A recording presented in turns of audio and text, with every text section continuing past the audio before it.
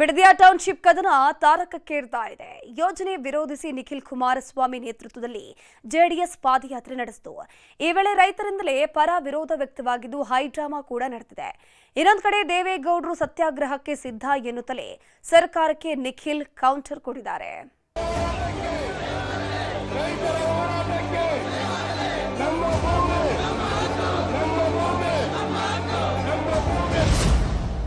Bidadi township ವಿರೋಧಿಸಿ JDS ಪಾದಯಾತ್ರೆ. ಯೋಜನೆಗೆ ಪರ ವಿರೋಧ, ಫ್ಲೆಕ್ಸ್ ಹಿಡಿದು ಆಕ್ರೋಶ. ಬಿಡದಿ ಟೌನ್ಶಿಪ್ ಕದನದ ಕಿಚ್ಚು ನಿಲ್ಲುವ ಲಕ್ಷಣ ಕಾಣ್ತಾ ಇಲ್ಲ. ರಾಜಕೀಯ ಜಟಾಪಟಿ ಜೋರಾಗಿದ್ದು ಬಿಡದಿ ಅನ್ನೋದು ಯುದ್ಧ ಭೂಮಿಯಾಗಿ ನಿಂತಿದೆ. ಸರ್ಕಾರ ಮುಂದಿಟ್ಟ ಹೆಜ್ಜೆ ಹಿಂದಿಡ್ತಾ ಇಲ್ಲ. ಟೌನ್ಶಿಪ್ ಮಾಡ್ತೀವಿ ಅಂತ ಪಟ್ಟು ಹಿಡಿದು ಕೂತಿದೆ. ಅತ್ತ ಯಾವುದೇ ಕಾರಣಕ್ಕೂ ಟೌನ್ಶಿಪ್ಗೆ ಬಿಡಲ್ಲ ಅಂತ ದಳಪತಿಗಳು ತೊಡೆ ತಟ್ಟಿ ನಿಂತಿದ್ದಾರೆ. ಒಂದಿಂಚು ರೈತರ ಭೂಮಿ ಬಿಡಲ್ಲ ಅಂತ ಹೋರಾಟಕ್ಕಿಳಿದಿದ್ದಾರೆ.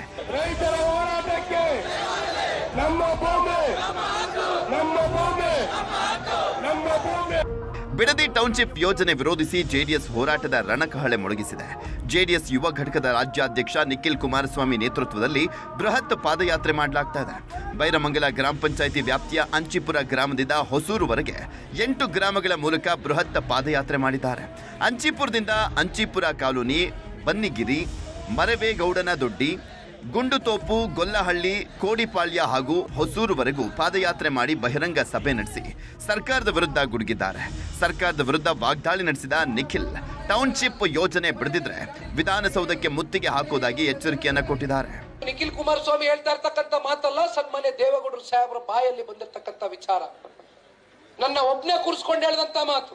ಅದು ಏನಾದ್ರೂ ಆಗೋಗ್ಲಿ, ನನ್ನ ಹೋರಾಟ ಮಾಡ್ತೇನೆ ಅಂತ ಸಂದರ್ಭ ಬಂತು ಅಂದ್ರೆ ನಾನು ಬಂದು ಬೀದಿನಲ್ಲಿ ಕೂತು ಒಂದು ತೊಟ್ಟು ನೀರು ಕೊಡಿದಿರಾ, ಒಂದು ಅಗ್ಲು ಅನ್ನ ಉಣಿದಿರಾ, ರೈತರ ಜೊತೆನಲ್ಲಿ ಗಟ್ಟಿಯಾಗಿ ನಿಂತ್ಕತ್ತೇನೆ ಅಂತಕ್ಕಂಥದ್ದು ನನ್ನ ಹತ್ರ ಹೇಳಿದ್ದಾನೆ. ಮುಖ್ಯಮಂತ್ರಿಗಳಿಗೆ ಹೇಳ್ತಾ ಇದ್ದೇನೆ, ಇಲ್ಲಿಂದಿಲ್ಲೇ ಈ ಪ್ರಾಜೆಕ್ಟ್ ನ ಕೈ ಬಿಡಿ. ನಿಖಿಲ್ ಕುಮಾರಸ್ವಾಮಿ ಮತ್ತೆ ಅನಿತಾ ಕುಮಾರಸ್ವಾಮಿಯ ಒಂದು ಹೆಸರಲ್ಲಿ ಇರ್ತಕ್ಕಂಥ ಕೃಷಿ ಭೂಮಿಯಲ್ಲಿ ಇಲ್ಲಿರ್ತಕ್ಕಂಥ ನಮ್ಮ ಭವಿಷ್ಯದ, ನಮ್ಮ ಭಾರತ ದೇಶದ, ನಮ್ಮ ಕನ್ನಡ ನಾಡಿನ ಭವಿಷ್ಯದ, ನಮ್ಮ ಮಕ್ಕಳ ಭವಿಷ್ಯವನ್ನು ರೂಪಿಸ್ತಕ್ಕಂಥದಕ್ಕೆ ಆ ಕೃಷಿ ಭೂಮಿಯಲ್ಲಿ ಒಂದು ಶಾಲೆಯನ್ನ ಓಪನ್ ಮಾಡ್ತಾನೆ, ಒಂದು ಆಸ್ಪತ್ರೆಯನ್ನು ನಿರ್ಮಾಣ ಮಾಡ್ತಾನೆ. ಅಂಥ ಸಂದರ್ಭ ಬಂದ್ರೆ ವಿಧಾನಸೌಧಕ್ಕೂ ಕೂಡ ಮುತ್ತಿಗೆ ಆಗ್ತಕ್ಕಂಥದ್ದಕ್ಕೆ ವಿಧಾನಸೌಧ ಚಲೋ ಪಾದಯಾತ್ರೆಯನ್ನು ಕೂಡ ಘೋಷಣೆ ಮಾಡಿ ರೈತರ ಜೊತೆನಲ್ಲಿ ಹೊರಡ್ತಕ್ಕಂಥ ಕೆಲಸವೂ ಕೂಡ ಮಾಡ್ತೇವೆ. ಜೆಡಿಎಸ್ ಪಾದಯಾತ್ರೆಗೆ ಶುರುವಾಗಿದ್ದೇ ಆಗಿದ್ದು ದಾರಿಯುದ್ದಕ್ಕೂ ಪರ ವಿರೋಧ ವ್ಯಕ್ತವಾಗಿದೆ. ಅಂಚಿಪುರ ಕಾಲೋನಿಗೆ ಬರ್ತಾ ಇದ್ದಂತೆ ಭೂಮಿ ಕೊಡುವುದಕ್ಕೆ ಸಿದ್ಧವಾಗಿರುವಂತ ರೈತರು ಆಕ್ರೋಶವನ್ನು ಹೊರಹಾಕಿದ್ರು. ಟೌನ್ಶಿಪ್ ಯೋಜನೆಗೆ ಭೂಮಿ ಕೊಡ್ಲಿಕ್ಕೆ ಸಿದ್ಧ ಅಂತ ಫ್ಲೆಕ್ಸ್ ಬ್ಯಾನರ್ ಹಿಡಿದು ಕೌಂಟರ್ ಕೊಟ್ರು. ಇದೇ ವೇಳೆ ಟೌನ್ಶಿಪ್ ಪರ ವಿರೋಧ ಎರಡೂ ಕಡೆಯವರು ಪ್ರತಿಭಟನೆ ಮಾಡಿ ಹೈಡ್ರಾಮಾ ಮಾಡಿದ್ರು. ತಳ್ಳಾಟ ನೂಕಾಟವೂ ನಡೆದೋಯ್ತು. ಈ ನಡುವೆ ನಿಖಿಲ್ ಕುಮಾರಸ್ವಾಮಿ ಭಾಷಣ ಮಾಡಿ ನಾವು ಬೆದರಿಕೆ ಬಗ್ಗೋವರಲ್ಲ ಅಂತ ಕೌಂಟರ್ ಕೊಟ್ರು. ನಾವು ಎದುರಿ ಓಡೋಗ್ತಕ್ಕಂಥ ಜಾಯಮಾನದವರಲ್ಲ. ನಾವು ಹೋರಾಟಕ್ಕೆ ಬಂದಿದ್ದೀವಿ, ಹೋರಾಟಕ್ಕೆ ಇಳಿದಾಗಿದೆ, ಹೋರಾಟಕ್ಕೆ ಧುಮುಕಾಗಿದೆ. ರಾಜಕಾರಣ ಮಾಡ್ತಕ್ಕಂಥದಕ್ಕೆ ಹಲವಾರು ವೈಫಲ್ಯತೆಗಳು ಇವತ್ತು ರಾಜ್ಯ ಸರ್ಕಾರ ಕಳೆದ 3.5 ವರ್ಷದಿಂದ ನಮ್ಮ ಕೈಗೆ ಬೇಡ ಅಂದ್ರೂ ಕೊಟ್ಕ ಬಂದವ್ರೆ. ನಮ್ಮ ಭೂಮಿ ನಮ್ಮ ಹಕ್ಕು, ಅದರಂತೆ ನಾವು ಜಮೀನು ಕೊಡ್ಲಿಕ್ಕೆ ರೆಡಿ ಅಂತಿದ್ದಾರೆ ಅಂಚಿಪುರ ಕಾಲೋನಿ ಜನ. ವಿರೋಧ ಮಾಡಿದ್ರು ನಾವು ಜಮೀನು ಕೊಡ್ತೇವೆ, ನಮಗೆ ಡಿಕೆ ಬ್ರದರ್ಸ್ ಪ್ರಚೋದನೆ ನೀಡಿಲ್ಲ, ಯಾವುದೇ ರಾಜಕೀಯ ಕುಮ್ಮಕ್ಕು ಕೊಟ್ಟಿಲ್ಲ ಅಂತಾರೆ ಗ್ರಾಮಸ್ಥರು. ಭೂಮಿ ಯಾರು ತಗೊಳ್ಳರು, 50 ಲಕ್ಷ 60 ಲಕ್ಷ ಕೇಳ್ತಾರೆ. ಇವತ್ತು ಇಷ್ಟು ದುಡ್ಡು ಕೊಡ್ತಾರಲ್ಲ ನಮ್ಗೆ, ಆಗ್ಲಿ ಏನ್ ಚಿಂತೆ ಇಲ್ಲ. ಈಗ ಆ ಭೂಮಿ ಎಲ್ಲ ಪಾಳಿ ಬೀಳ್ತದೆ. ನನ್ನ ಮಕ್ಕಳು ಬೆಂಗಳೂರಲ್ಲಿ ಅವ್ರೆ, ನಾನು ನನ್ನ ಹೆಂಡತಿ ಇಬ್ರೇನೆ. ಯಾರು ಮಾಡ್ತಾರೆ? ಒಂದ್ ಆಳ್ಗೆ ಗಂಟೆ ಆಳ್ಗೆ 1000, ಹೆಣ್ಣಾಳ್ಗೆ 500. ನಾವು ಕೂಲಿ ಕೊಟ್ಟು ವ್ಯವಸಾಯ ಮಾಡಕ್ ಆಗಲ್ಲ. ವ್ಯವಸಾಯ ಮಾಡಕ್ ಆಗಲ್ಲ. ನಮ್ಗೆ ಅಕ್ಕಳು ಬೇಕು, ನಮ್ ಭೂಮಿ ನಮ್ಮಕ್ಕೂ ಅಕ್ಕವರ್ ಬೇಕು. ಪರ ವಿರೋಧ ನಾವು ಯಾಕೆ ಪರ ಮಾಡ್ತಾ ಇದೀವಿ ಅಂದ್ರೆ ಸರ್, ನಮಗೆ ನಮ್ಮ ಭಾಗದಲ್ಲಿ 2006ರಿಂದ ಇಲ್ಲಿವರೆಗೂ 2026ವರೆಗೂ ನಾವು ಯಾವುದೇ ಜಮೀನು ಮಾರಕ್ ಆಗ್ತಾ ಇಲ್ಲ. ನಾವು ಮಾರ್ತಿದ್ರು ನಮ್ಮ ದಲಿತ ಜಮೀನುಗಳನ್ನ 40 ಲಕ್ಷ 50 ಲಕ್ಷ ಕೇಳ್ತಾ ಇದ್ದಾರೆ. ಬಿಡದಿ ಟೌನ್ಶಿಪ್ ಬಗ್ಗೆ ಮಾತನಾಡಿದಂತ ಎಚ್.ಡಿ. ಕುಮಾರಸ್ವಾಮಿ ಸಿಎಂ ಡಿ.ಕೆ. ಶಿವಕುಮಾರ್ ವಿರುದ್ಧ ಬೆಂಕಿ ಉಗುಳಿದ್ದಾರೆ. ಸತ್ತ ವ್ಯಕ್ತಿ ಕೈಲಿ ಆಗ ಹೆಬ್ಬೆಟ್ಟು ಹೊತ್ತಿಸಿಕೊಂಡಿದ್ರು. ಡಿನೋಟಿಫಿಕೇಶನ್ ಕೇಸಲ್ಲಿ ಆಗ ಬಚಾವಾದ್ರು. ದೇವರ ಮೇಲೆ ಭಯ ಇದ್ರೆ ಒಳ್ಳೆ ಕೆಲಸ ಮಾಡಿ ಅಂತ ಕಿಡಿಕಾರಿದ್ದಾರೆ. ರೆಡ್ ಝೋನು ಇಲ್ಲ ತೆಗಿಬೇಕಾಗಿತ್ತು, ನಾನು ಜೈಲಿಗೆ ಹೋಗೋಕ್ಕಾಗುತ್ತಾ ಅಂತ ನೆನ್ನೆನೇ ಹೇಳವ್ರೆ ಪಿತಾಮಹ ಕುಮಾರಸ್ವಾಮಿ ಅಂತ ಹೇಳಿ. ಈಗ ಜೈಲಿಗೆ ಇವರು ಡಿನೋಟಿಫಿಕೇಶನ್ ಮಾಡೋ ಪರಿಸ್ಥಿತಿ, ಅದು ಡಿನೋಟಿಫಿಕೇಶನ್ ಮಾಡೋದಲ್ಲ, ಕಾರ್ಯಕ್ರಮ ಬಿಟ್ಟರಾಯಿತು.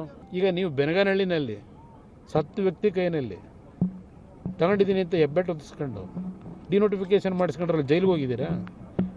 ನೀವು ಯಾವ ರೀತಿ ಬಚಾವಾಗಬೇಕು, ಏನು ಮಾಡಬೇಕು ಅದರಲ್ಲಿ ಎಕ್ಸ್ಪರ್ಟ್ ಇದ್ದೀರಿ, ನನಗೆ ಗೊತ್ತಿದೆ. ಈ ನಾಟಕ ಬಿಟ್ಟು ಗೌರವಯುತವಾಗಿ ಇವತ್ತೇನು ಅಧಿಕಾರ ಸಿಕ್ಕಿದೆ 4 ದಿನ ಒಳ್ಳೆ ಕೆಲಸ ಮಾಡಿ.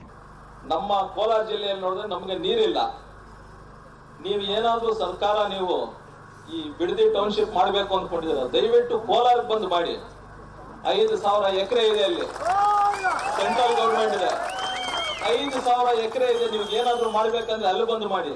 ಅಲ್ಲಿ ಎಕ್ಸ್ಪ್ರೆಸ್ ವೇ ಇದೆ, AICT, ಸ್ಮಾರ್ಟ್ ಸಿಟಿ, ಏನ್ ಮಾಡ್ಬೇಕು ಎಲ್ಲ ಬನ್ನಿ.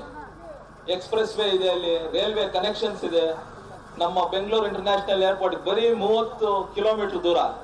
ನೀವೇನಾದ್ರೂ ಮಾಡ್ಬೇಕಂದ್ರೆ ದಯವಿಟ್ಟು ಅಲ್ಲಿ ಬಂದು ಮಾಡಿ.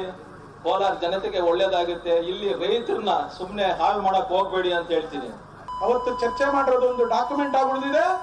ನಂತರ ನಾನು ಅಸೆಂಬ್ಲಿ ನಡೀಬೇಕಾದ್ರೆ ಪ್ರಶ್ನೆ ಹಾಕಿದ್ದೀನಿ. ಅವತ್ತಿನ ಉಪಮುಖ್ಯಮಂತ್ರಿಗಳು, ಇವತ್ತಿನ ಮುಖ್ಯಮಂತ್ರಿಗಳು ಅವತ್ತು ಉಪಮುಖ್ಯಮಂತ್ರಿಗಳಾಗಿದ್ರು ಡಾಕ್ಟರ್ ಜಿ ಪರಮೇಶ್ವರ್ ಅವರು.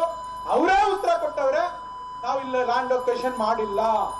ಇವ್ರು ಮಹಾನುಭಾವ್ರಿ, ಇವರು ಕಮಿಷನ್ ತಂದೆಕೋರು ಇಲ್ಲಿ ಮನೇಲಿ ಕೂಡ್ಸ್ಕೊಳ್ಳೋದು, ಬೆಳಗ್ಗೆ ಸಾಯಂಕಾಲ ಗಂಟೆ ಕಾರ್ನಲ್ಲಿ ಕರ್ಕೊ ಬರೋದು, DDB ಆಫೀಸಲ್ಲಿ ಕುಂತ್ಕೊಳ್ಳೋದು, ರೆಸಾರ್ಟ್ನಲ್ಲಿ ಒಂದು 5-6 ಜನ ಕುಂತ್ಕೊಂಡು ಮಾಧ್ಯಮವನ್ನು ಕರೆಸಿ ಮಾತಾಡೋದು.